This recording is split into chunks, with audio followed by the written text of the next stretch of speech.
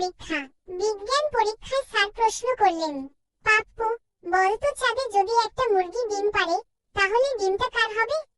পাপ্পু এক সেকেন্ডও না ভেবে বলল, কারো হবে না স্যার।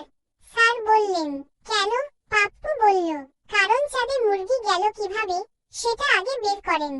স্যার একটু বিরক্ত হয়ে আরেকটা প্রশ্ন করলেন, আচ্ছা বলতো এমন কি জিনিস আছে যা তোমার কিন্তু অন্যরা তোমার চেয়ে বেশি ব্যবহার করে?